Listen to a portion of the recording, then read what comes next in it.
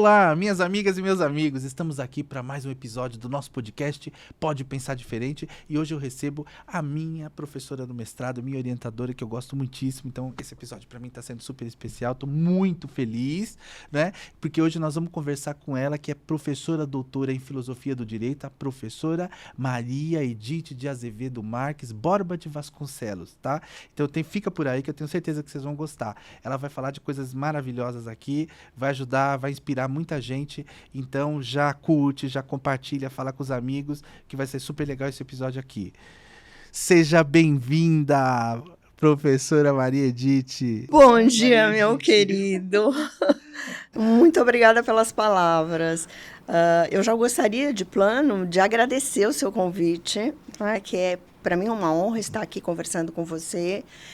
E agradecer, na verdade, essa oportunidade, que é muito grande, e eu acredito que depois desse podcast, eu vou poder, vocês, né, que estão nos ouvindo, vão poder entender um pouquinho mais a respeito da necessidade da filosofia nas nossas vidas, né, Rutinaldo? É isso aí, professora.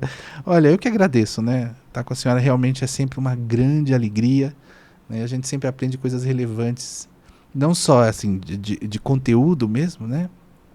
Mas também de vivências, né? Da importância da gente ter uma relação empática com as pessoas, que eu acho que é uma característica bastante peculiar da sua personalidade, da sua maneira de ser, viu? Muito obrigada. Professora querida, a primeira coisa que eu gostaria de conversar com a senhora é a sua primeira formação qual é?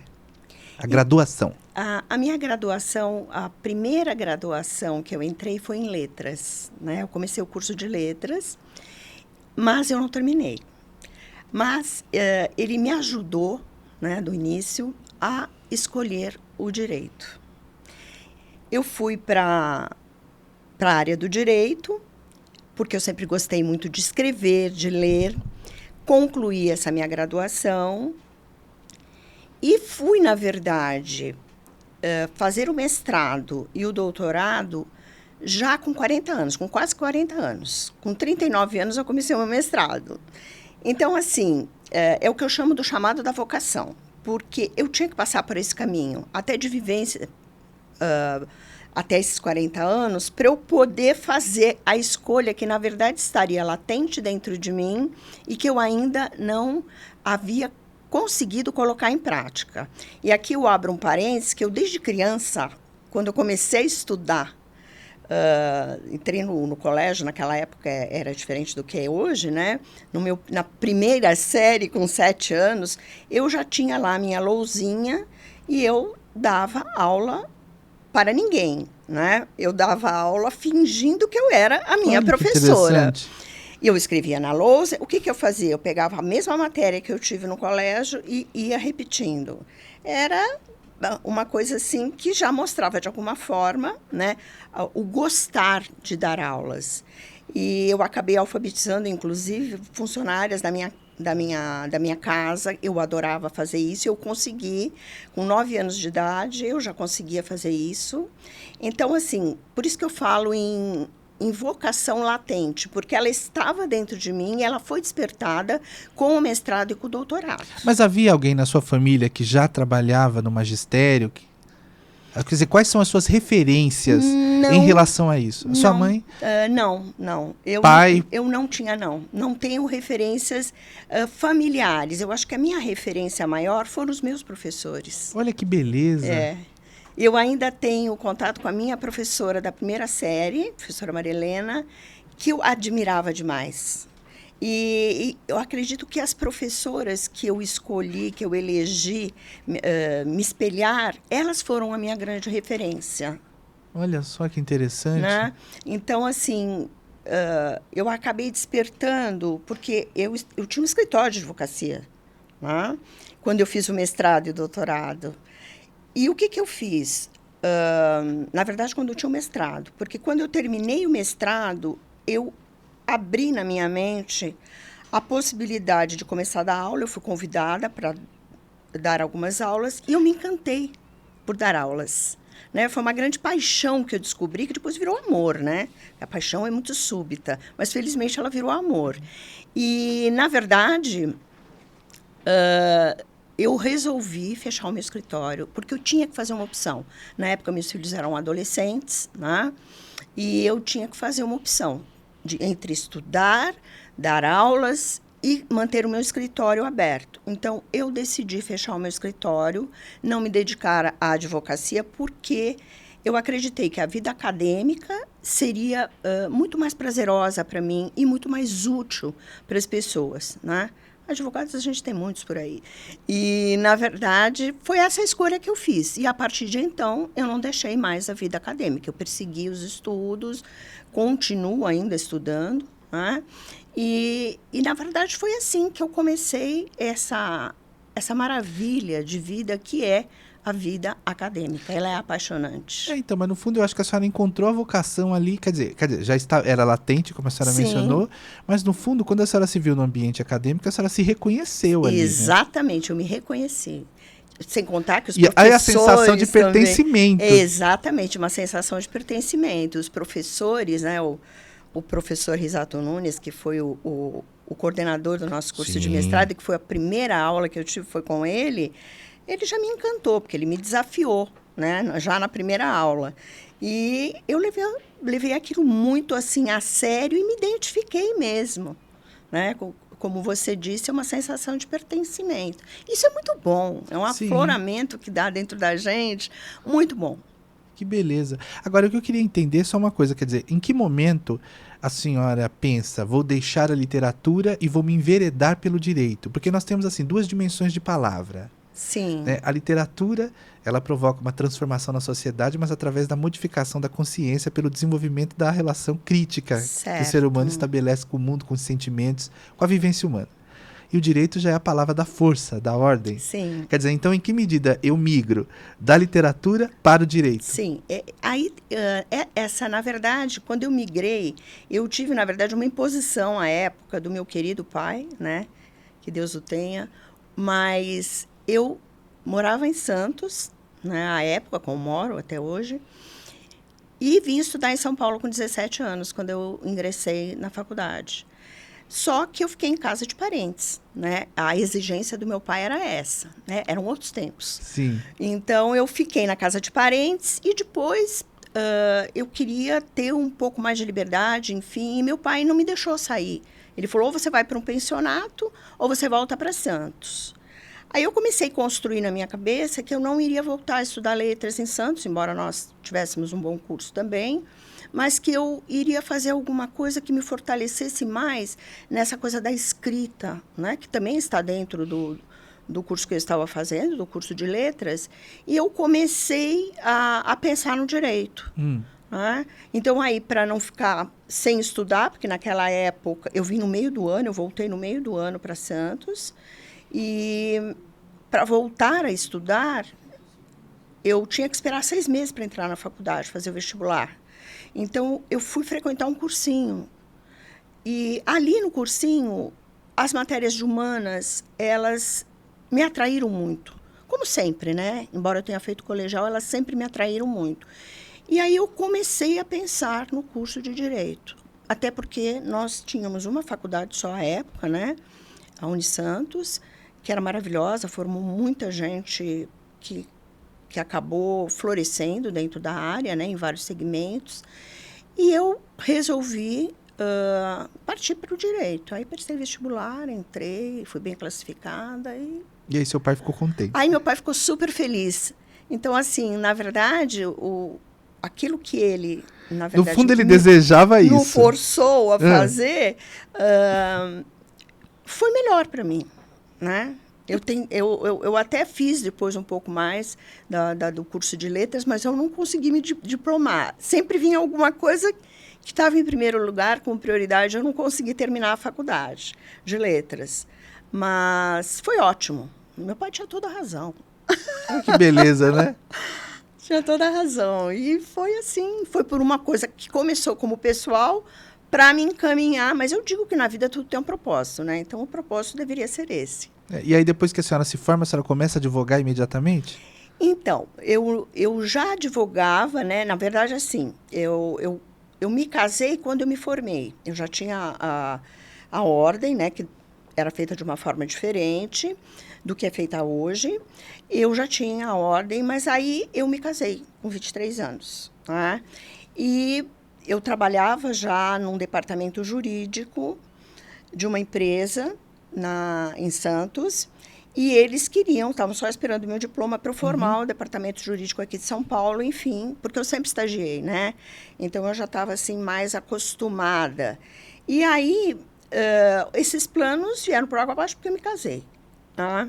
E eu fiquei um bom tempo sem trabalhar.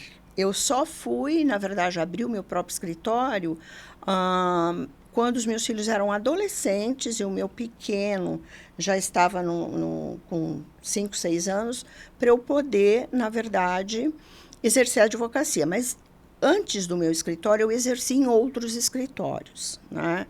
Mas o meu caminho para a advocacia acabou sendo curto, embora eu gostasse muito. Ele acabou sendo curto. E depois de tudo isso, eu resolvi estudar, porque eu sempre gostei muito de estudar, e aquilo que eu já lhe falei, que e aí é ingressou justamente... na carreira acadêmica e aí ficou. Entrei e por aqui estou. Que beleza. E nesse contexto, porque a senhora decidiu pela a área de concentração aí dos seus estudos, de uma forma geral, é a filosofia. E por que, então, a filosofia? Então, aí eu vou te contar, e aí entra o professor Risato de novo na história. Eu fui a primeira a apresentar o primeiro seminário do curso do mestrado. Ninguém queria, né? Porque todo mundo com medo, apresentar sozinha, era um livro inteiro para ler. E eu me voluntariei, falei, eu vou apresentar. E fui. Li, estudei, enfim, muito sobre o direito, enfim. E o professor, na minha exposição, eu falei a ele, interessante, professor, porque é a primeira vez que eu vejo, nessa leitura que eu fiz, do livro do professor Tércio Sampaio, eu vi o direito falar em amor. Aí ele virou para mim e disse, sabe o quê? Ele falou, isso porque você não estudou os gregos. E eu tive, assim, um impacto, né? Porque realmente eu não tinha estudado. Quando eu fiz filosofia na escola, foi uma coisa muito passageira, né? E aquilo me pegou profundamente. E é o que eu resolvi fazer? Eu resolvi estudar os gregos. Olha, e foi aí que eu me encantei pela filosofia. Eu sempre digo para o professor Risato que eu devo a ele o meu amor à filosofia, né? E foi dessa forma que eu acabei me voltando, né, para o estudo da filosofia e não parei mais. E aí? E aí resolvi fazer, na verdade, as minhas áreas de concentração no direito, porque eu acreditava e continuo acreditando que é fundamental, né, para um curso, seja ele qual for, mas para um curso, principalmente curso de direito, que a gente tenha uma base da filosofia, né, é muito importante. Depois eu acho que a gente poderá falar isso.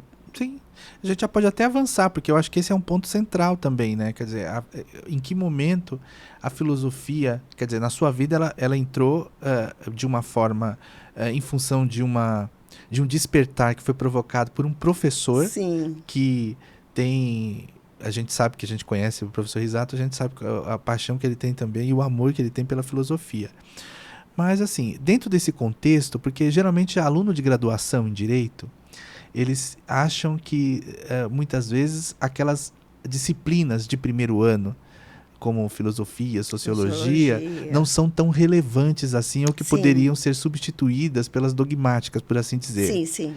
Então, nesse contexto, assim, o que a gente, na verdade, teria que dizer, ou como trabalhar, porque a maioria dos alunos que sai lá do ensino médio, que vem à faculdade hoje, não tem uma bagagem de leitura, principalmente no campo filosófico, que de repente dê uma sustentação para um estudo mais aprofundado no campo da filosofia do direito.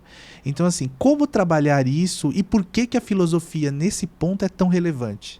Então, eu acredito que nós podemos falar um pouco sobre a filosofia antes de falar da filosofia do direito. Até para que os nossos espectadores tenham aí essa mensagem, né, a respeito, claro que muitos já sabem, mas que tenham aí essa ideia de inclusão da filosofia nas suas vidas. Sim. Né? Então, a filosofia, a primeira coisa que eu penso é assim, as pessoas precisam entender o que é filosofia. Sim, né? É verdade. E, etimologicamente, se nós pensarmos, a palavra filosofia quer dizer amor ao conhecimento, sofia, né, em grego, ao saber, à sabedoria.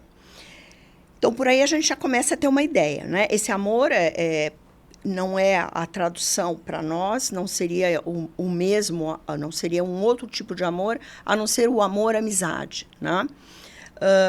Então, para nós falarmos de filosofia, não podemos deixar de falar da Grécia Antiga um pouquinho. Sem dúvida. Temos que ir bem lá atrás, século V, né? Antes de Cristo, para que a gente possa compreender o que é efetivamente como a filosofia nasceu. Então, veja bem, quando a Grécia, no século V, entre final do século V, anteriormente, não chegou a ser final, entre o final do IV e início do século V, o que acontece? Há uma modificação, o regime era aristocrata até então, e houve uma mudança, né, da aristocracia para um início de democracia. Claro que nenhuma democracia, nada, acontece sem um devido processo, né? Então, eles começaram a entrar no processo de criação da democracia. E, ao mesmo tempo, com relação às artes, com relação a tudo, né, a conhecimento, foi o século de Péricles, chamado século de Péricles, em que Atenas ela se desenvolve, a época que ela mais se desenvolve. Até porque o homem passa a ser o centro da busca pelo conhecimento, né? Anteriormente era a natureza. E depois eles migram para, na verdade, o antropocentrismo. E tudo acontece na mesma época, né? Ela vai nascendo junto com a democracia, que a ajudou muito, uma ajudou a outra, num processo, como eu falei, e vai nascer também junto com a liberdade de expressão, que agora as pessoas, num novo regime, elas conseguem se expressar, coisa que antes elas não podem se expressar, inclusive, em praça pública. E aí começa a presença, inclusive, do nosso grande filósofo Sócrates, né? Que foi, assim, o Aristóteles na escola peripatética. E o Sócrates, ele começa, na verdade, a falar em praça pública, e ele começa e cria um método que foi intitulado de maiêutica, né? Que quer dizer parto das ideias. Por quê? Porque ele pergunta para as pessoas, ele não sai ali falando a respeito das coisas como um palestrante. Não era só ele que falava, ele queria que as pessoas participassem, que as pessoas falassem. Então, o que ele fazia para o início dessa conversa?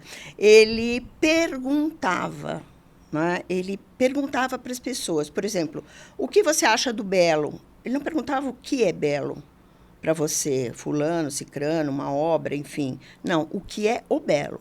E aí as pessoas, geralmente jovens, né, que iam assisti-lo, eles começam a pensar com a própria cabeça através das perguntas que ele fazia. Esse método foi tão importante que até hoje ele é usado na pedagogia, né, a maiêutica. Então, assim, o que é filosofar? Né? Filosofar é, primeiro, você duvidar.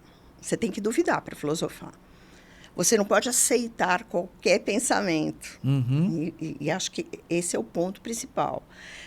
Não tem a resposta certa para a filosofia. Aliás, a filosofia ela não tem respostas.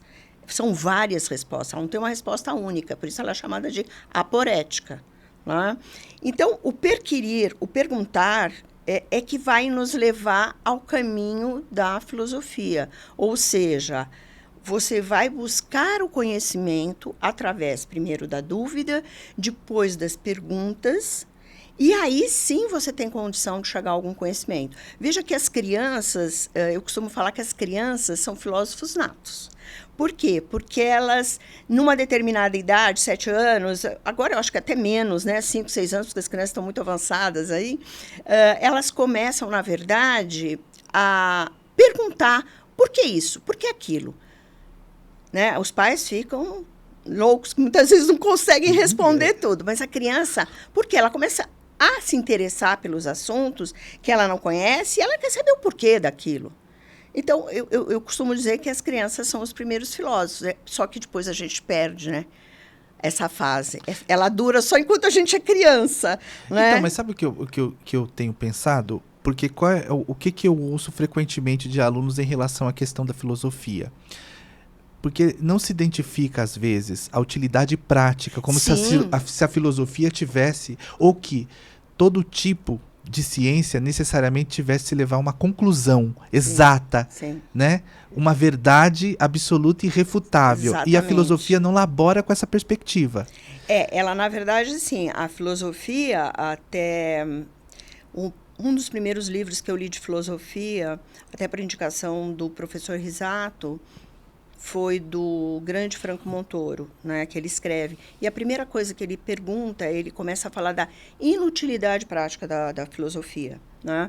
Então, assim, se nós formos levar em consideração a isso, ela pode ser considerada inútil nesse sentido. Sim. É por isso que os alunos, eles às vezes têm essa tendência a querer uma outra coisa que, na verdade, não é filosofia. Por isso eu acho importante explicar o que é.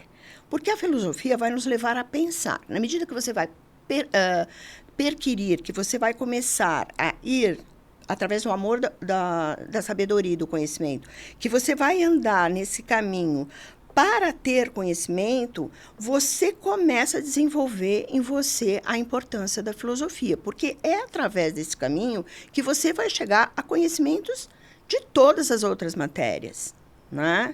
É porque ela tem o condão de fazer com que você tenha uma visão muito mais ampla, né, sobre a realidade. Exatamente. O próprio Sócrates, a primeira coisa que ele começa a consolidar dentro dos discursos dele lá nas Ágoras, naquela época em Atenas, é justamente com relação à verdade.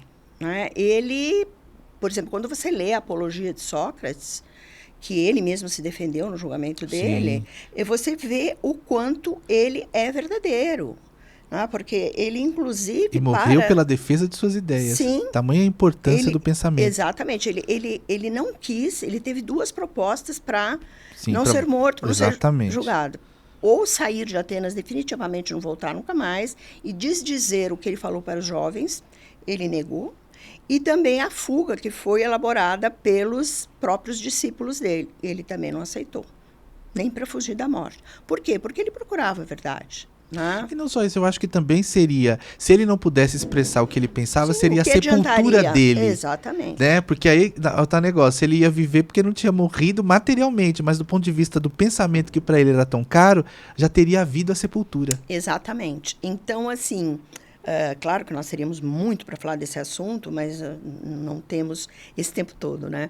Mas, até porque eu sou uma apaixonada por Sócrates. O meu mestrado, a minha monografia foi a respeito do julgamento, uma releitura do julgamento dele, né? E o que acontece é que quando você tem essa consciência da importância do pensar, e a filosofia leva você a isso, porque você não aceita o pensamento pronto de alguém. Você duvida, você pode criticar, né? E você pode pensar de uma forma diferente. Exatamente. Né? Isso é que é importante. O Sócrates falava que o rebanho é aquele que não pensa, né? Que vai atrás. Isso é verdade. Tá bem atual, né? Sócrates está sempre muito atual, né? O rebanho que não pensa, não duvida de nada. Então, na verdade, a filosofia é isso. É para você poder criticar mesmo. Até porque também eu acho que tem até uma relação disso que a senhora está falando, pode ser absurdo que eu vou dizer, né? Mas eu estou me sentindo à vontade de dizer, porque, claro. Porque a senhora é sempre muito generosa comigo.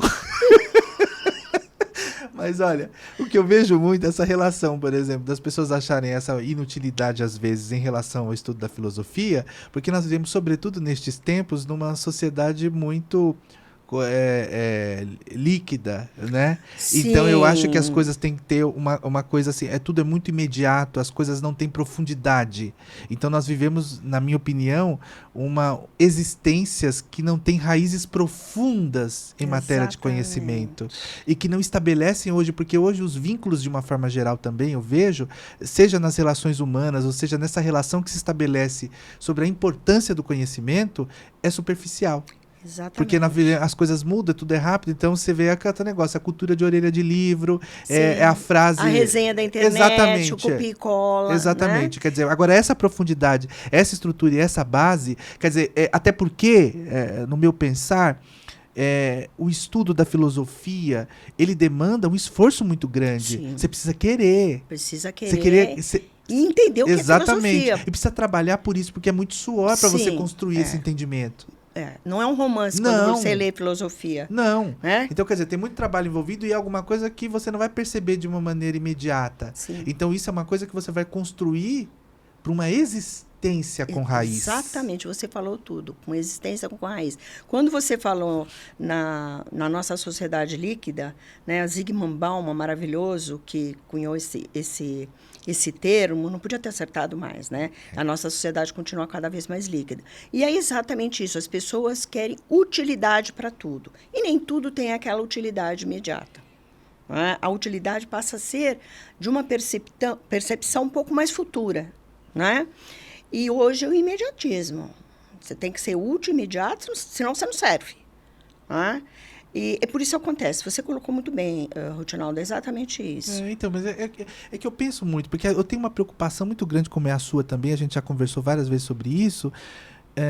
Nessa relação, quer dizer, a gente tem que valorizar esse estudo, quer dizer, como que a gente tem que trabalhar? Porque se as pessoas não tiverem a compreensão da importância da filosofia no conjunto da sua formação, seja em que área ela estiver atuando, quer dizer, que sociedade é essa que nós estamos construindo do ponto de vista crítico? É essa que a gente Porque para a gente visto. evoluir, nós precisamos ter um juízo crítico em relação à nossa realidade. Exatamente. Porque nós estamos num processo de transformação, só que a gente vai evoluir ou vai involuir? E você, eu acho que em determinados pontos nós estamos numa evolução com determinadas atitudes que nós temos visto, né? No mundo em geral. Mas você tocou nesse ponto da crítica, que é importantíssimo, e eu posso já começar a falar da importância da filosofia do vamos direito, avançando. Né? Então, a filosofia do direito, na verdade, ela foi formada pela filosofia separada e pelo direito. O que acontecia? Ambos estavam em determinados opostos, porque o direito é dogmático. Né? Claro que hoje a própria dogmática, quando você estuda dogmática, que a gente não vai entrar nessa seara, obviamente, mas quando você estuda a dogmática, você vê que ela mesma já está mudando com relação ao direito. Mas você tem a filosofia que, ao contrário, não é dogmática, ela é zetética, ou seja, ela tem que perquirir, ela tem que perguntar e ela tem que criticar. Então, eu costumo falar para os alunos de graduação, porque sempre no primeiro semestre eles estão começando, eu costumo dizer, a filosofia do direito é um casamento, né, muito bem sucedido, por sinal, da filosofia com o direito, que cria uma outra ciência, a filosofia do direito. E que, para nós, esse ponto da crítica, para nós, do operadores do direito, o que acontece? Você, na verdade, vai entender melhor o direito, né? Porque você vai sair daquele quadradinho da dogmática e vai poder pensar e conhecer as coisas de uma forma mais profunda com auxílio da filosofia. Né? Então, aí surge a crítica. Todos nós temos um senso comum, que se refere à nossa opinião. Né? Opinião, cada um tem a sua, com determinadas coisas ou com relação à mesma coisa. Né? É a famosa doxa que o Sócrates falava. E o que acaba acontecendo é que a filosofia do direito, ela vai nos trazer a possibilidade de sermos críticos com o direito, ou seja, de termos o senso crítico. Então, você sai do senso comum, no direito, através da filosofia do direito, e vai conseguir o senso crítico. E por que esse senso crítico é tão importante? Porque ele busca o conhecimento, mas ele busca o conhecimento com bases. É diferente de uma opinião. E aí é o caminho da ciência, né? A gente poderia entrar na epistemologia, mas também não é a hora para nós entrarmos, sem condições de falarmos disso agora, mas o conhecimento, ele tem que ser científico. Ele tem que se transformar em ciência. E para ele se transformar em ciência, a crítica é fundamental, o senso crítico. Então, mas o que eu avalio também, e principalmente aqui de forma mais particular em relação ao direito, tendo em vista até o que a gente discutia na época do mestrado, é que eu identifico também que o direito é linguagem, é construção. Sim. E, portanto, a sua capacidade criativa e de elaboração de linguagem depende fundamentalmente da sua capacidade de reflexão e de pensamento em abstrato.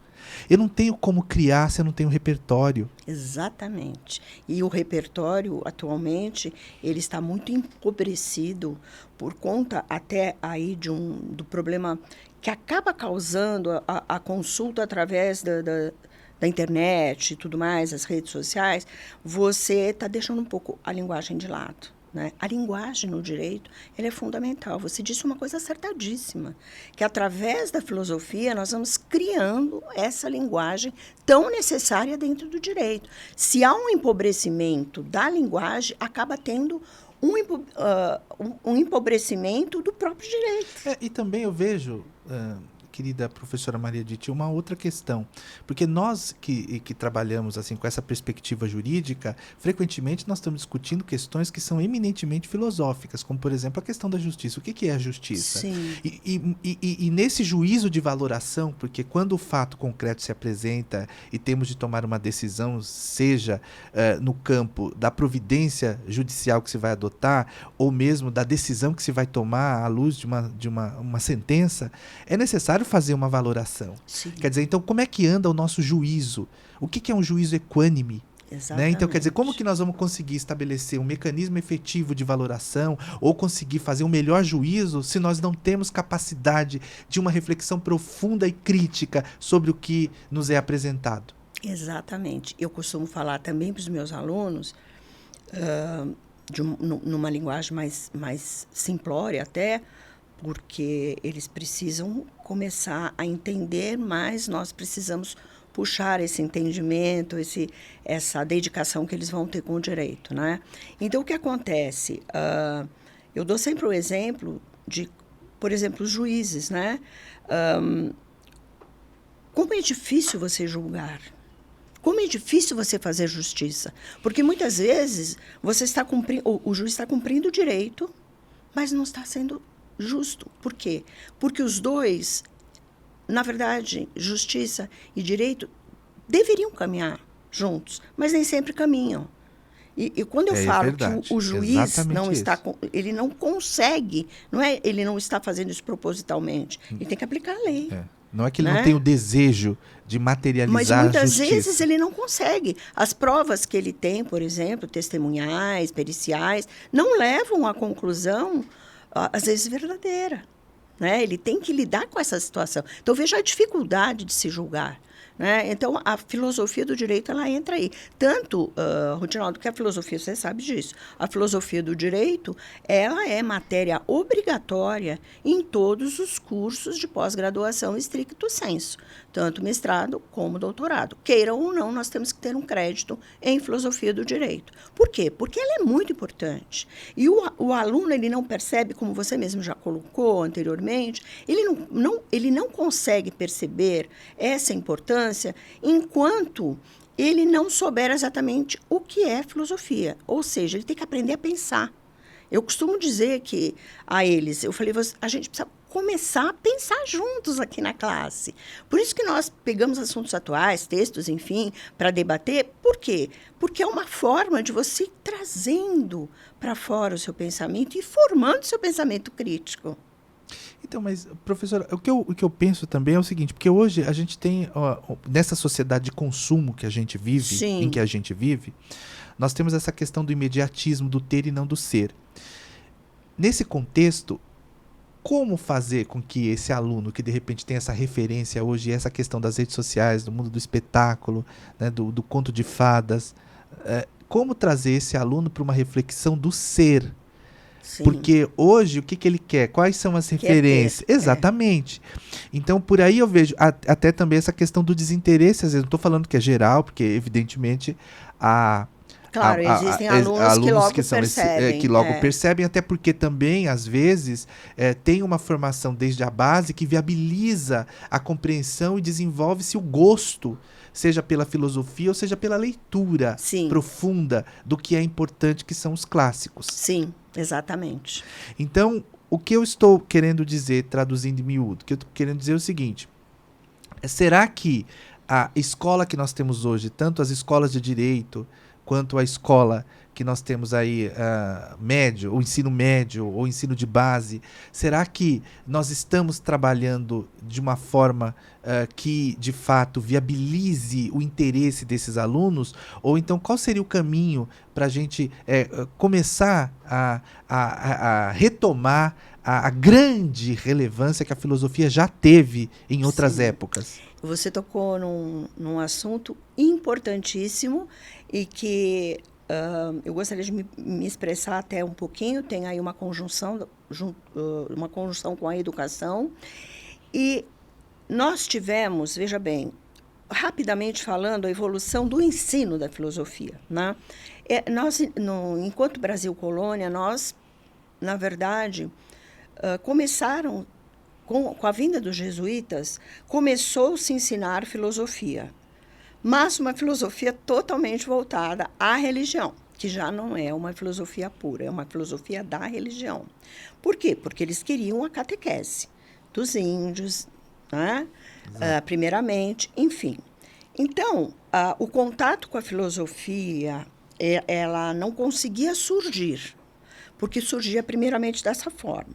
Quando os jesuítas foram expulsos, enfim, saíram do Brasil, se começou a pensar em algo mais com relação à filosofia.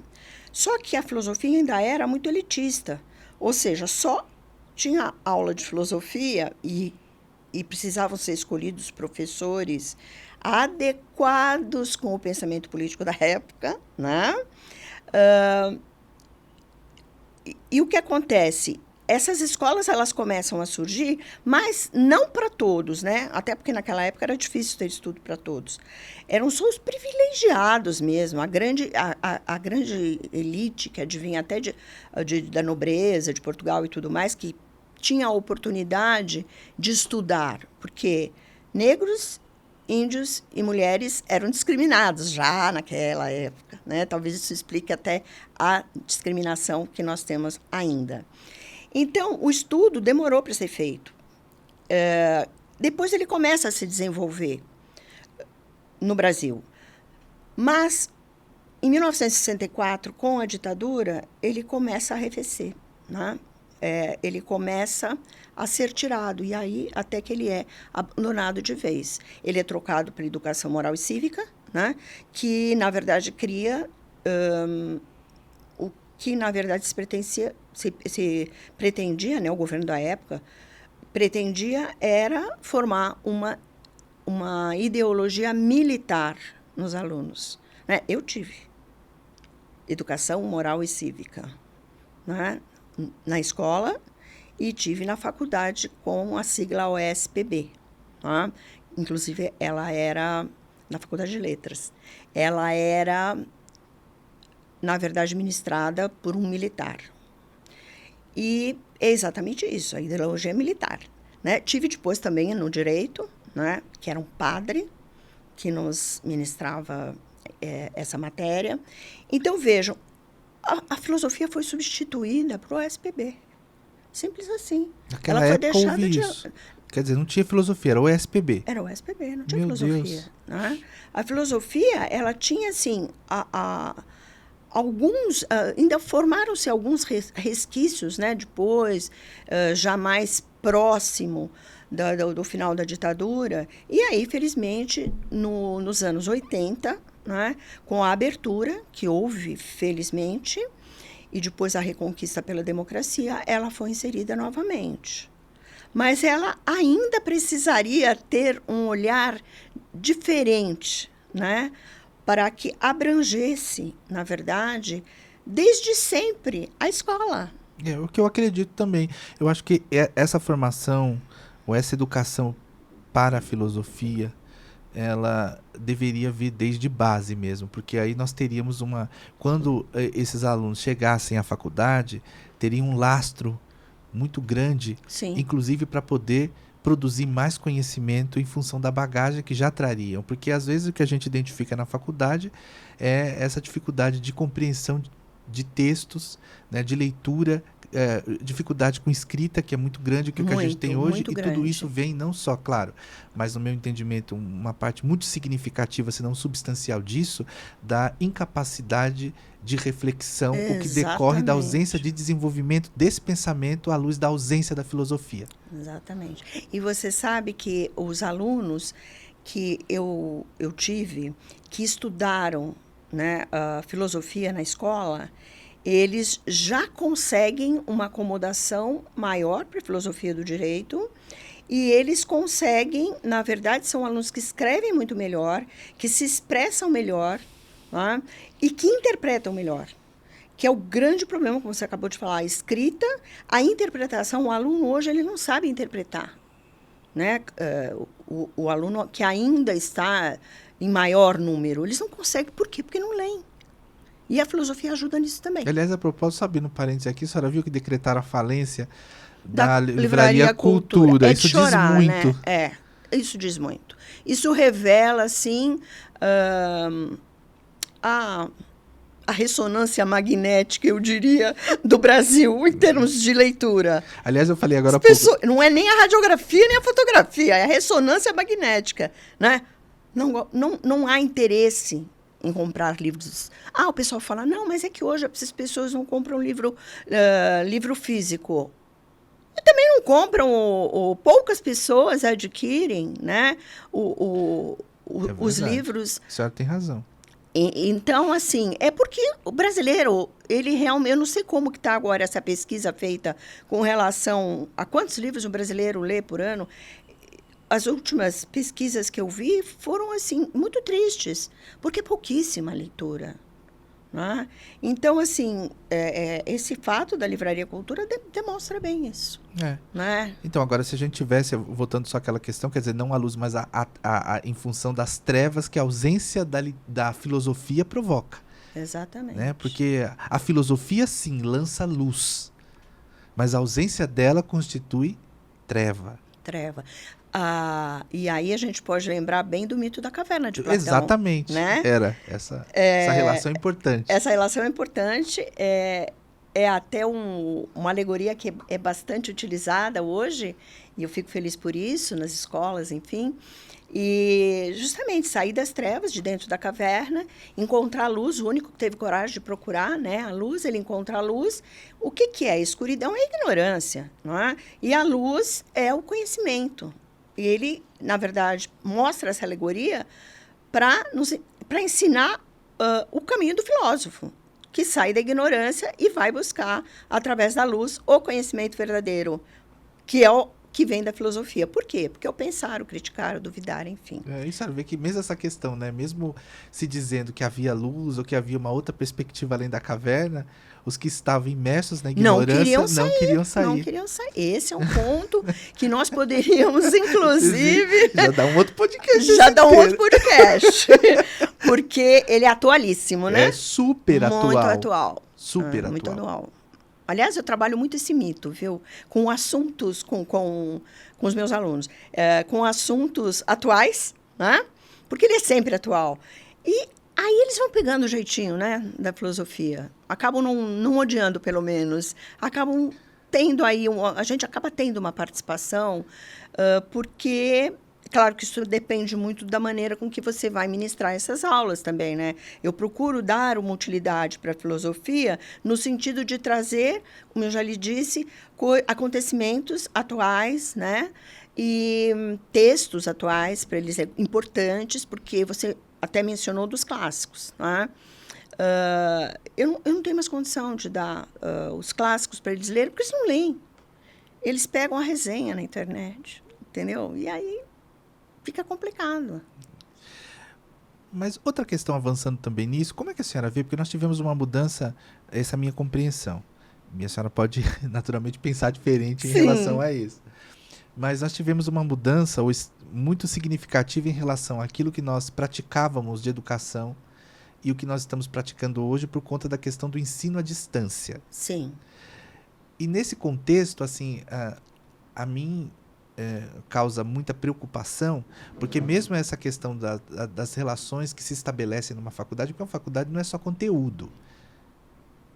Né? Uma faculdade, claro. ela viabiliza a você uma série de coisas, inclusive qualidade de relacionamento, parâmetros de comportamento, gente que você conhece, quantas pessoas não se casam em função da faculdade. Sim. Quer dizer, é uma relação humana importante, é um núcleo fundamental no meu entendimento, quer dizer, para quem tem a possibilidade de viver dentro desse processo de construção de uma formação de ser. Então, como é que a senhora está enxergando essa mudança que nós tivemos, assim, esse avanço da educação à distância? E como que, por exemplo, essas matérias que exigem uma reflexão, um debate, uma questão, quer dizer, no virtual, é possível a gente ter ou extrair da filosofia, dessa atitude crítica que é da filosofia, algo que de fato contribua nesse processo de formação? Traduzindo em miúdo de novo, para ficar bem simples para as pessoas compreenderem. Em que esse ensino à distância contribui e no que não contribui nesse processo de formação crítica desse aluno que está nessa educação à distância? Certo. Então, assim, eu tenho a minha posição, que eu vou expor aqui para vocês, ela está coadunada com o que você acabou de falar. Mas, assim, quando a gente lembra, a gente precisa pensar um pouquinho, fazer uma volta na educação como um todo, né? Que também vai ajudar nós pensarmos, junto com a filosofia, nessa sua pergunta do ensino à distância. A educação é um direito fundamental, né? E em vários países do mundo ele é considerado, né? Um direito fundamental. Nós temos lá escrito várias coisas a respeito, na própria Constituição Federal, a respeito da educação, enfim. Mas aí eu pergunto para você, na prática, né? Pergunto de uma maneira normal, retórica. né? Retórica. Isso é cumprido? Todos estão dentro da escola? A escola pública, por que se estabeleceu um direito fundamental? Porque o Estado tem que ter participação direta na educação daquele que não tem condição de pagar uma escola privada. Então, para você minimizar essas diferenças, né? Você precisa dar essa grande diferença e as desigualdades que nós temos no nosso país, que infelizmente são imensas. A educação é a base de tudo. Ela forma o cidadão. Eu acredito nisso também. Ela forma o cidadão. Então, nós não podemos deixá-la de lado. Nós temos que investir aqui não só, eu não estou me referindo a dinheiro, né? Investir no sentido de dar o verdadeiro significado da educação, formar indivíduos, não é? Cidadãos. Nós não podemos esquecer disso. Então, quando eu não tenho todas as crianças na escola, ou não tenho os jovens dentro de uma faculdade pública, que é outro problema sério que nós temos no Brasil, que a faculdade pública é feita para quem pode estudar no ensino privado, porque senão não consegue. Né? É um outro problema, que eu não vou entrar nesse mérito naturalmente agora, mas só para mostrar a importância da educação. Então, quando eu não consigo dar, o Estado não consegue dar essa educação, né? Para as pessoas mais necessitadas, as pessoas que não têm condição de pagar um ensino particular, ela não está cumprindo a nossa própria legislação maior, a Constituição Federal. Né? E você deve ver muito isso. Muito. Então, assim, quando a gente pensa, eu estou falando isso para a gente fazer uma reflexão, como você fez na pergunta, a respeito do ensino à distância. Eu tive algumas experiências com relação ao ensino à distância. Na pandemia. A pandemia nos mostrou muita coisa, né? Queiramos ou não, mostrou muita coisa ruim, fato. mas mostrou algumas coisas que nós podemos parar para refletir. Então, por exemplo, eu dei 2 anos aulas remotas, né? Ele não é aula gravada, porque você está ali presente, mas eu pergunto para você, os alunos estão prestando atenção? Eu tinha problemas seríssimos, que eles desligavam as câmeras. Apareciam na cama, de pijama. Comigo Apareciam aconteceu comendo. isso uma vez, acredito. Eu fiquei realmente Sabe, escandalizado. era uma coisa, bocejam Nossa. na hora da aula. Então, assim, eu fico pensando, se não remoto, que eu posso estar vendo o meu aluno, já é difícil, calcule no ensino à distância que é gravado. Então, a minha opinião é o seguinte, eu não discordo da existência do ensino à distância. Por exemplo, eu acredito que uma formação de uma pós-graduação, não estricto sensu, lacto sensu. Entendi. Um MBA, por exemplo, eu sou professora à distância de um MBA. Eu fico pensando, o aproveitamento é o mesmo? Eu não conheço meus alunos. Então esse como eu acho que é a grande colocar? perda. Essas relações. É o que você falou, que são... a relação humana é muito prejudicada. E a importância da presença do professor em sala de aula, me desculpe aqueles que pensam de forma contrária, mas ela é fundamental. Eu interajo com o meu aluno, porque eu pergunto, de repente ele está distraído ou ele está interessado, eu aproveito aqueles momentos para tirar dele o que ele pode dar. E não só isso, né, professora? Eu penso assim, pode ser que a minha visão seja romântica, que como eu já ouvi, já me disseram, mas essa referência dos professores, inclusive desde a questão do comportamento, ou esse despertar, porque às vezes o professor te diz alguma coisa que vai ser profundamente transformador na sua vida e que não foi na sala de aula para todo mundo. Exatamente. Porque essas conversas, essas relações são muito importantes. Um exemplo claro é isso que a senhora disse do professor Risato em relação à senhora. Claro. Quando ele falou nessa conversa sobre a influência que ele teve. Que você já estudou os gregos, É. não é? E aí, olha o despertar que foi. Por exemplo, eu me lembro de quantas conversas que nós tivemos fora da aula que foram importantes, por exemplo, no meu processo de construção daquilo que seria o direcionamento, não só do meu estudo específico para o mestrado, mas também a minha compreensão sobre que professor que eu precisaria ser. Certo. Quantas vezes nós falamos sobre isso? Né? E, naturalmente, tanto a senhora como outros que nós tivemos lá, para mim foram muito importantes para que eu tivesse essas referências, como foram as suas professoras na sua infância, na sua adolescência e também nos seus estudos mais aprofundados, também para mim. Então, quer dizer, eu me lembro também da minha primeira professora, eu me lembro de amigos importantíssimos que eu tive durante o período da faculdade, eu me lembro de quanta coisa eu aprendi no pátio pela experiência dos colegas. Exatamente. Né? Então, nós não temos perder mais isso. Perder isso e a qualidade também que eu discuto, professora. Sim. Qual é a qualidade do que nós estamos manifestando, nós estamos ministrando para esses alunos? Né? Porque, assim, do ponto de vista econômico, pode ser interessante de forma imediata, mas assim, como que nós vamos avaliar o conjunto dessas coisas? Porque até as avaliações são feitas de maneira virtual. Não estou dizendo que não são eficientes, porque isso varia de caso a caso. Mas é uma realidade que, considerando o que nós temos de público, é para se pensar criticamente. É para se pensar criticamente. Então, assim... É claro que alguém que não tem a oportunidade de fazer, seja pelo problema financeiro que ela possa ter, de pagar uma universidade presencial, enfim, e também para falta de tempo, ela pode, se tiver boa vontade, aprender muito, mas não é a mesma coisa que sala de aula. Né? E assim, quando a gente fala em ensino à distância, a gente percebe que isso está cada vez mais, né, sendo desenvolvido. Mas por quê? Porque o ensino, infelizmente, particular, ele virou um grande comércio. Ah, mas você é contra o comércio, contra o capitalismo? Não, não sou contra. O que eu acho é que nós temos que ter aí um certo equilíbrio. Sim, né? E há uma dimensão social importante nesse aspecto. Exatamente. Não é uma questão econômica exclusivamente. Exatamente.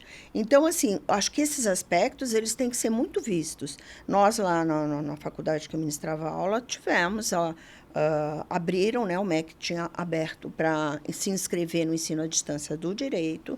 Eu quase tive uma síncope.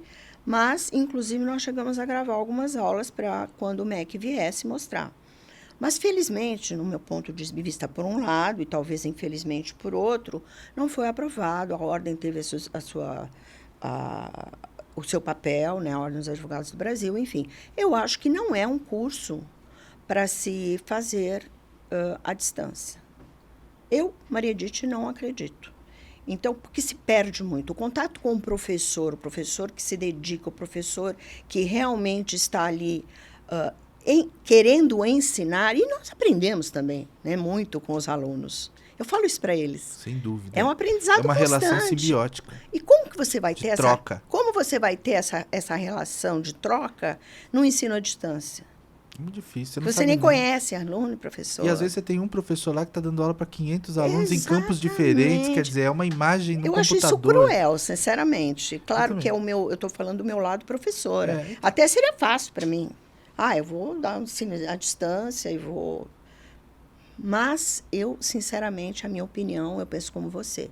A gente tem que pensar nisso. Né? A própria escrita, né? Porque hoje o aluno que vai entregar alguma coisa pelo computador, ele tem um corretor. Exato.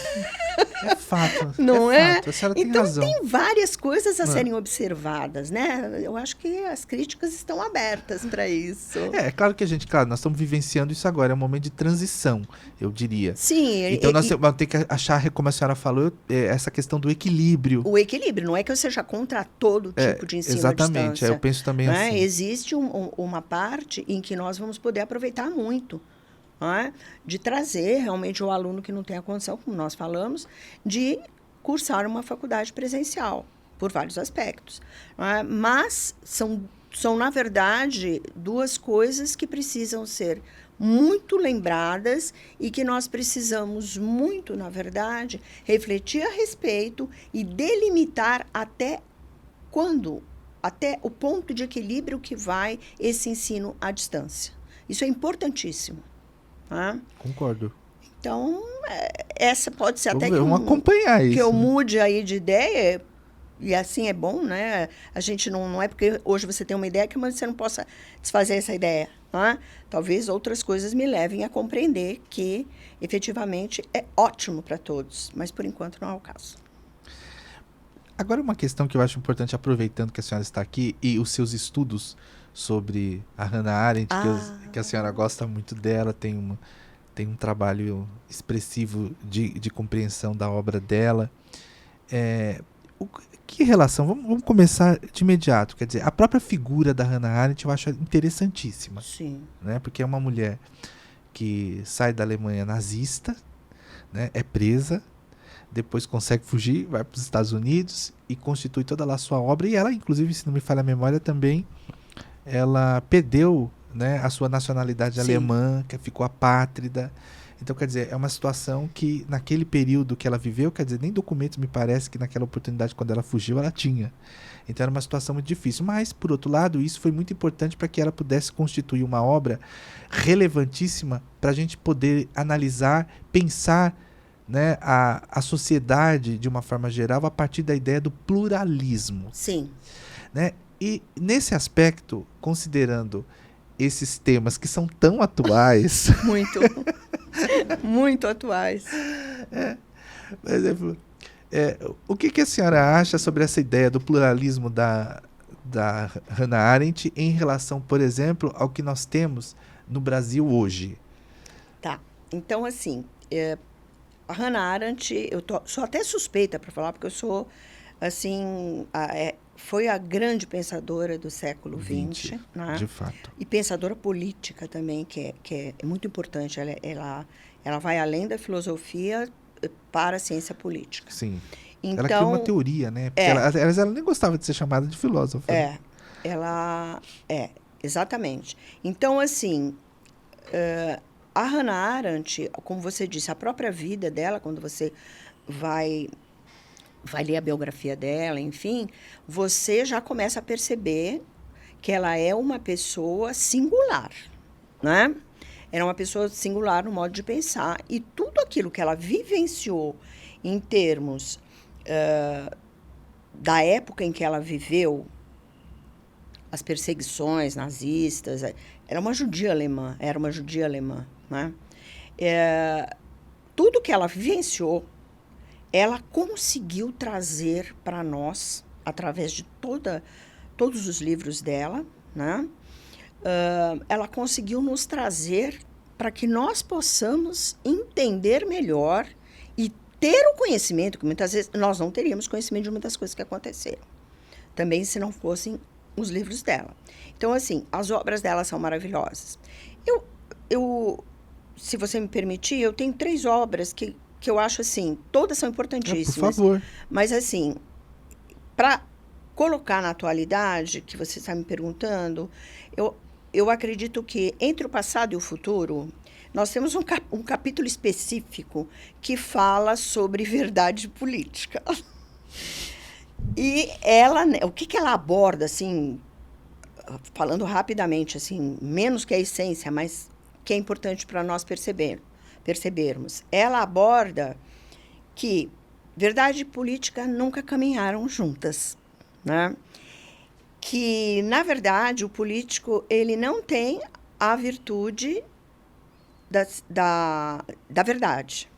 E, claro, que ela vai desenvolvendo isso com explicações maravilhosas. E também que a mentira, para o político, acaba sendo um instrumento para ele exercer a política.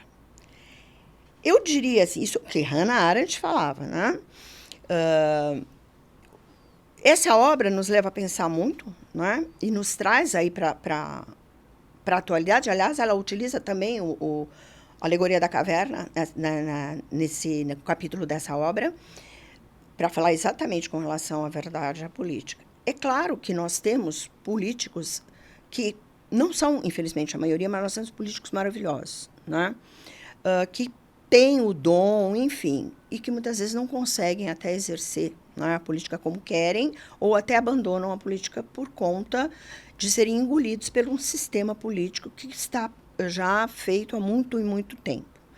Então, assim, se a gente trouxer para a nossa atualidade, a importância, por exemplo, dessa leitura, nem precisa ser da obra toda, somente desse capítulo, ele já nos traz muita coisa para refletir.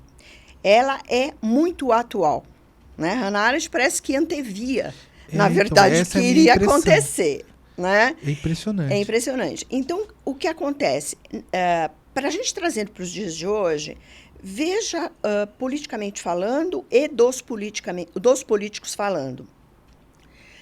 Como é difícil a gente encontrar a verdade dentro da programação toda que eles têm, né?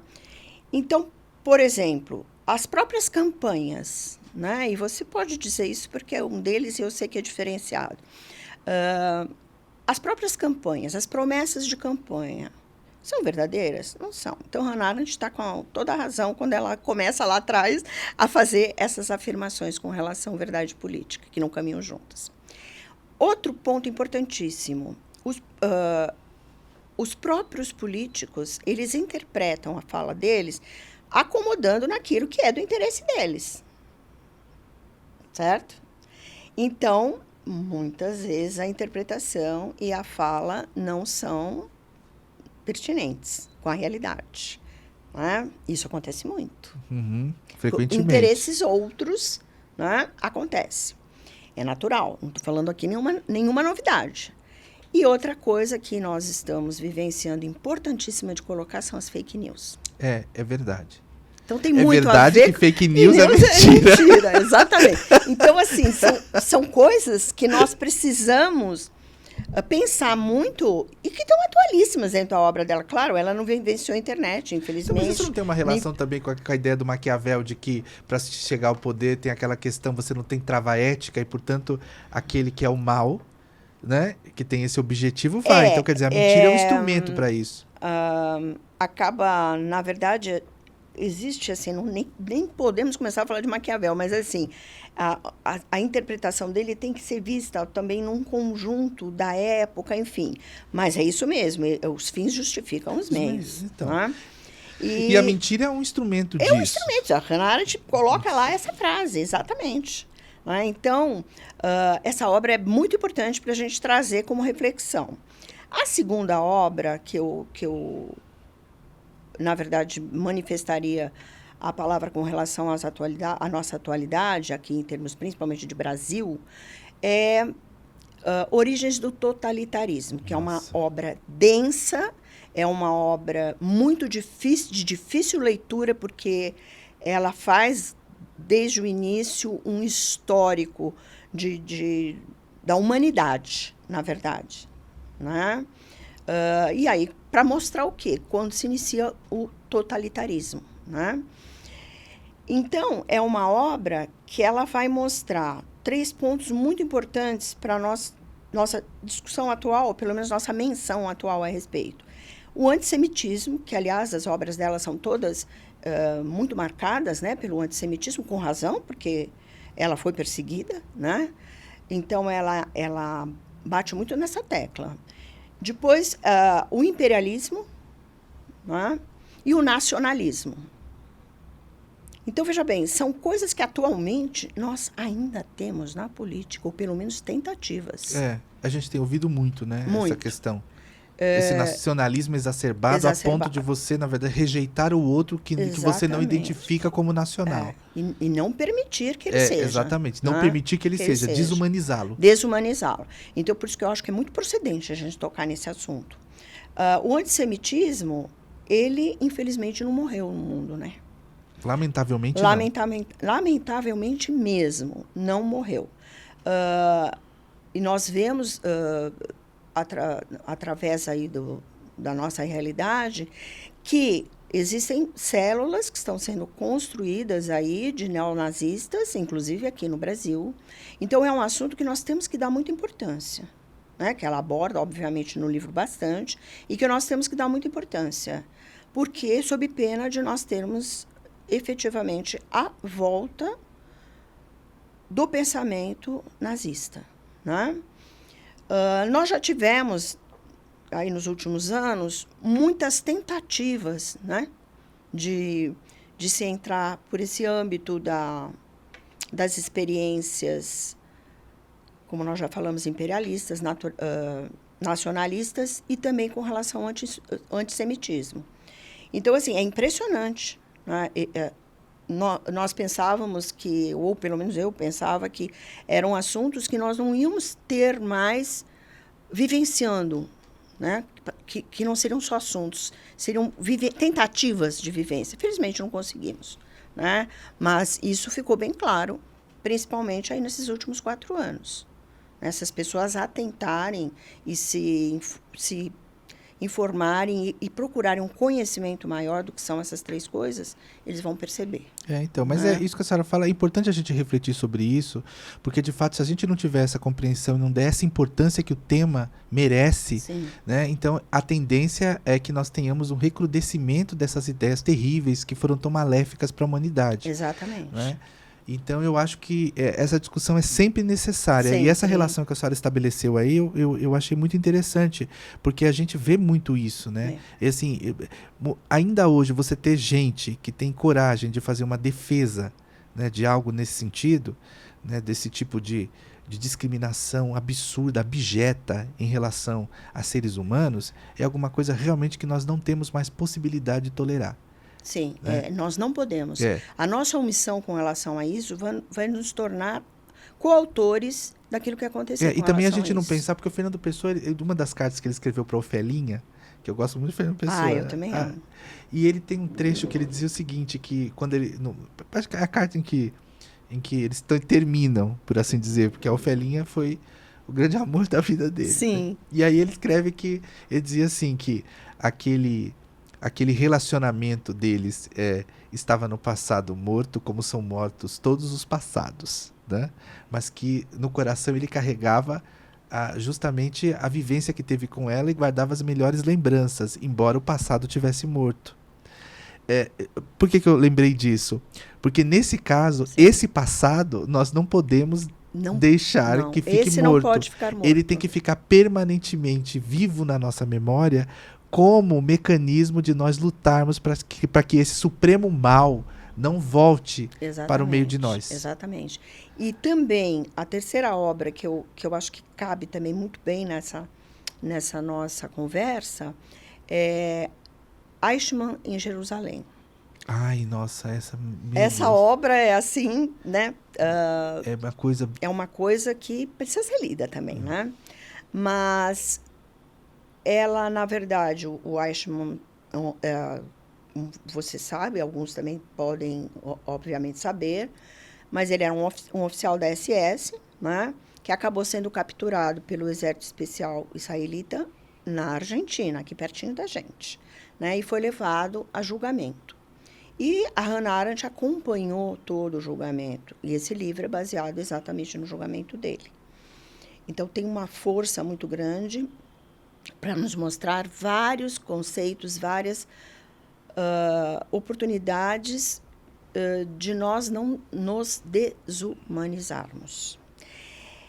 Nesse livro, ela traz para nós uma reflexão de uma expressão que ela criou e que cabe muito bem nos dias de hoje, a banalidade do mal. Ah, isso é. Né? Então, assim, ela entendia que a banalidade do mal era a massificação, né? Vai levar a uma massificação de pensamento, de aceitação, a ponto de se perder a moral totalmente. Né? O que foi o nazismo também? Além de você não outras se coisas. importar com o outro. Não se importar com o outro. E cometer barbaridades achando Normalizar que era o mal. banalizar o mal. Né? Ela foi muito feliz nessa expressão, que é muito triste, mas que existiu e continua existindo. Então, o Eichmann, até na própria defesa dele, ele dizia que ele fazia aquilo porque ele tinha que cumprir ordens. Ele não se responsabilizava por nada. Ele tinha, inclusive, a defesa dele é baseada em Kant, né? Com aquela parte toda do dever, o dever em primeiro lugar.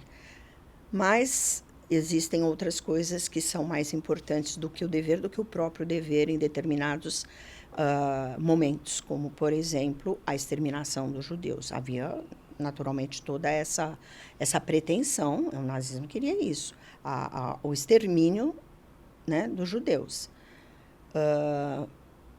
De todos os judeus.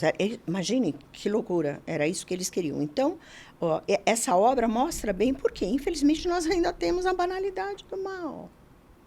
Então, mas outra coisa que eu acho interessante ainda dessa obra, que realmente é maravilhosa, eu acho que a senhora tem toda a razão aí nessa relação que estabelece, porque eu vejo muito...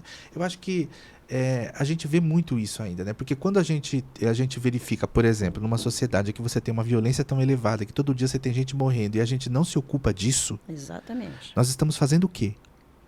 Estamos banalizando o mal. Na pandemia mesmo, nós tivemos exemplo concreto de gente que banalizava o mal. Exatamente, eu ia falar isso.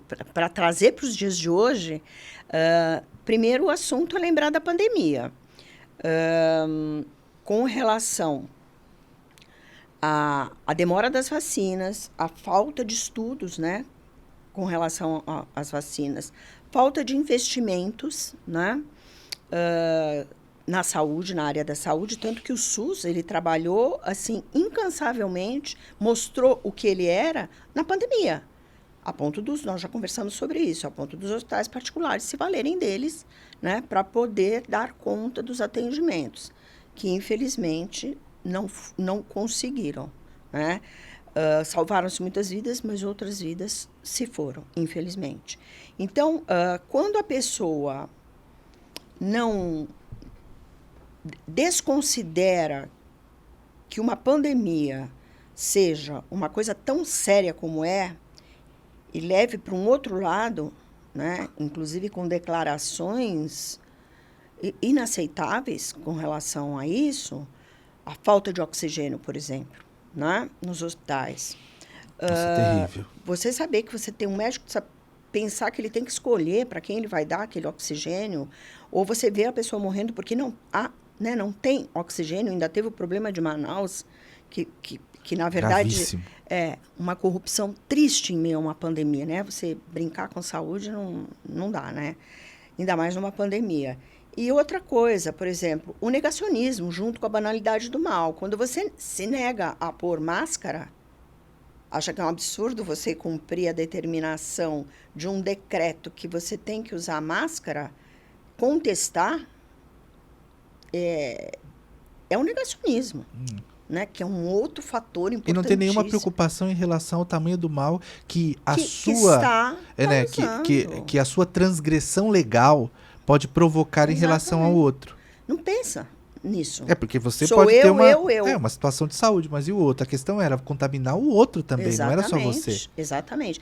Então, assim, dá pra gente encaixar muito essa obra, né? Então, eu acho também, que aquilo também que eu estava falando com a senhora, eu acho que o caso dessa obra aí, ela chama atenção porque tem um aspecto que eu gosto muito, que é quando ela vai mencionar que, assim, a grande questão do mal e da banalização dele é a mediocridade e a ausência da reflexão.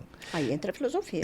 Então, que no fundo, o que que ela fala, né? Se eu estiver aqui sendo impreciso, a senhora, por gentileza, Imagina. que a senhora é uma estudiosa da obra dela. Então, por isso que eu estou aproveitando a sua presença aqui.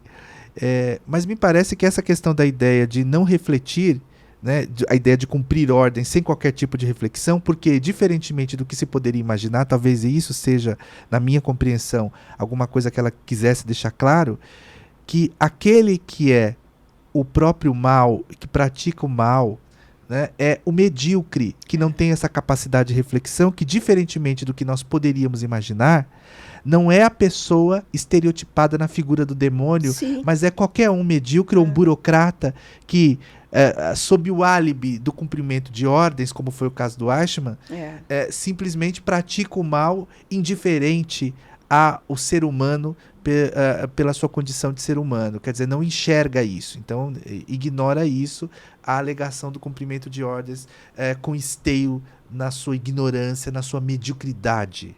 Exatamente. E é o que nós temos vivido. Temos vivido isso muito, né?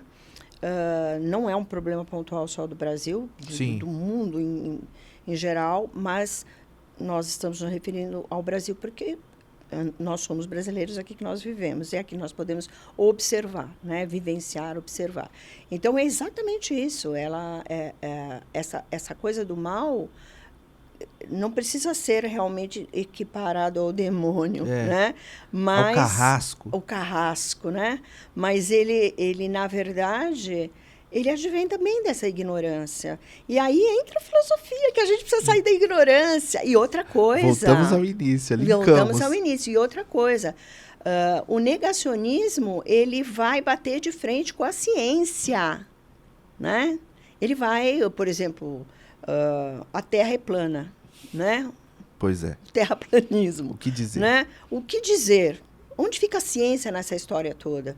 É por isso que a gente precisa perseguir a ciência e dar condição para que as pessoas, através do conhecimento, tenham o conhecimento crítico mesmo, aquele que vai levar a se fazer ciência daquele conhecimento, então, mas com bases em estudos e comprovações, métodos e tudo mais. Mas o que eu acho que, geralmente, quem tem esse desprezo, ou prega o desprezo à ciência, é justamente por força da sua mediocridade, da sua incapacidade. Sim, incapacidade. Você falou uma palavra que eu concordo com você. De obter né, aquilo que se ataca.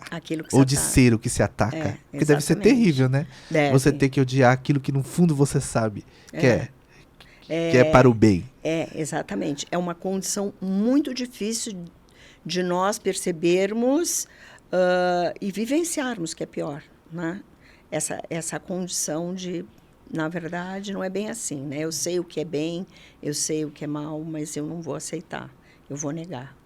Então, e voltando aqui a essa questão, eu acho que a grande contribuição também no conjunto da obra da Hannah Arendt, talvez seja essa ideia do ser humano valer pela sua simples condição de ser humano, porque ela também teve um papel muito importante no processo de afirmação de criar um direito, um sistema internacional de proteção de direitos humanos, porque ela também foi muito valiosa nesse contexto. Então, olha o tamanho do pensamento dessa mulher. É realmente, assim, ilimitado, né? Essa obra, Origens do Totalitarismo, ela é uma obra de ciência política, na verdade, né? E ela nos traz, assim, um estudo maravilhoso e que, se nós absorvermos, nós vamos entender até melhor outras coisas. Mas ela, na verdade, encampou, né, com todas as obras e o comportamento dela, várias áreas, né? Tem obras que ela fala, inclusive, do direito, né? como você acabou de falar, os direitos humanos, que é importantíssimo, que é outra área que precisa ser muito resgatada, né? E compreendida também, né? Porque as pessoas têm aí Verdade, professor. um conceito É bem equivocado. isso mesmo. Né? Deturpado em relação àquilo que é um direito para todas as pessoas. Exatamente. Indistintamente. É. Né? Mas eu me lembro também, uma vez nós fizemos uma discussão sobre a arte lá no mestrado, e tem uma coisa que a gente estava discutindo e que eu achei também interessante em relação a essa questão do totalitarismo que ela discute. Porque eu me lembro, veja só, das nossas discussões, e inclusive ela diz uma coisa que eu considero bem importante nessa questão da obra, e que a gente pode identificar isso numa avaliação mais abrangente do que é o poder político. Porque ela dizia que o supremo poder seria justamente o quê? Todos contra um. Isso é poder. Um contra todos é violência. Exatamente. Que aí ela falava que o totalitário... Muito bem lembrado. E, inclusive, até nessa outra obra em que ela fala entre o passado e o futuro, no capítulo que nós já mencionamos, que a verdade não caminha junto com a política, ela se dirige a uma explicação baseada no poder e depois na justiça. Né? Para adquirir o poder, vale tudo. Né? E quando acontece o que você acabou de falar, nós, às vezes, não chegamos a pensar no poder porque nós não estamos querendo o poder da forma que outras pessoas querem. Né? Fazem tudo para obter esse poder. Então, esse é um outro assunto interessantíssimo para se tratar, que é o poder. Né? E existe uma outra obra, A Servidão Voluntária. Sei, do Etienne. De Etienne. Maravilhosa. Maravilhosa, que se encaixa também muito bem. Eu adoro essa. Eu também, eu tento trabalhar essa obra com os alunos. Ela é muito boa. É muito boa. E está muito atual, né? A servidão voluntária, não é? O rebanhozinho lá do Sócrates, né? Que nós já mencionamos. Você vai que é uma forma de controle efetivo para a gente caminhar para o totalitarismo, porque você se anula, né? Você não tem capacidade de reflexão. Muito então, interessante, bem lembrado. Agora me veio à cabeça essa aí também. Porque é bastante interessante a gente observar e trazer para o presente. Eu acho que todas essas obras, elas são, na verdade, clássicas, estão sempre muito atuais. E, infelizmente, nós estamos aí com a atualidade de coisas que não são boas, como a banalidade do mal, totalitarismo, antissemitismo, enfim. Né? Mas é preciso pensar, refletir, reagir, né, contestar e deixar bem claro que é inadmissível a volta desse tipo de horrores que foram praticados, não só no antissemitismo, mas em qualquer outro governo totalitário, né? Não especificamente só na Alemanha, mas também na Itália, em outros lugares, enfim, né? Na Espanha, com Franco. Enfim, teríamos aí muita coisa para trazer, né, à tona. O importante é resistência. Nós temos que resistir a tudo isso. Concordo, é isso mesmo. Professora querida, lamentavelmente nós estamos chegando aqui ao final. Nós já estamos aqui com um período longo aí. Conversar com a senhora realmente é sempre muito agradável. A gente nem vê a hora passar, né? É sempre tão interessante. Está muito gostoso realmente estar aqui, a nossa conversa, mas nós temos que obedecer aí o tempo.